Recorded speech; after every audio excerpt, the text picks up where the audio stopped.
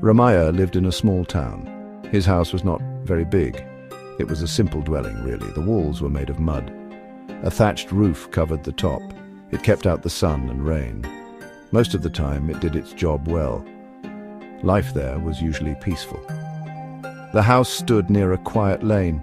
Few people passed by each day. Inside, there were only 2 rooms. One room was for cooking and eating. The other was for sleeping and sitting. The furniture was sparse and old. A mat, a few pots, a small trunk. That was nearly all they owned inside. Outside, a small patch of land served as a yard.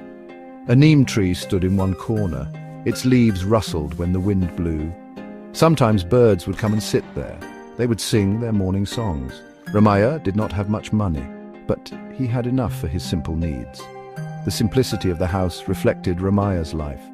He was not a man of grand desires. He worked as a clerk in the town. His earnings were modest, quite small. He was content with his small world. Or so it seemed to most observers. His little house was his entire kingdom. Ramaya was a quiet sort of man. He went to work each morning. He came home each evening. He did not speak much to others. His wife was quite different from him. She had a sharper tongue, people said. She also had more wishes than he did. This sometimes led to small arguments. Their days followed a familiar pattern. Ramaya would wake up early. His wife would already be busy. She would be sweeping the small yard, or she might be lighting the kitchen fire. Breakfast was a simple affair, usually. Some rice gruel, perhaps a little pickle. Then Ramaya would leave for his work. In the evenings, when Ramaya returned tired, his wife would often have complaints. The price of oil had gone up, or a neighbor had said something unkind. Ramaya would listen quietly. Mostly he preferred peace to arguments, but peace was not always easy to find. Her desires often disturbed their calm. She wished for a little more comfort. A new sari, perhaps, or a small jewel. "Look at Meenakshi," she might say. Her husband bought her new gold bangles.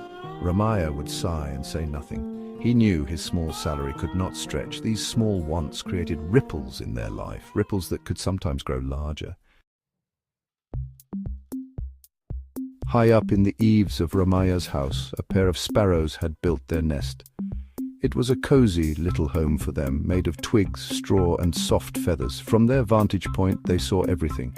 They watched Ramaya and his wife. They heard their words, soft and loud. The birds were constant, silent observers. The he-sparrow and she-sparrow were busy. They were raising their young ones. They flew in and out all day. They brought tiny insects and grains. The nestlings would chirp with hunger. The parent birds worked tirelessly. They did not understand human words, but they understood human feelings, it seemed.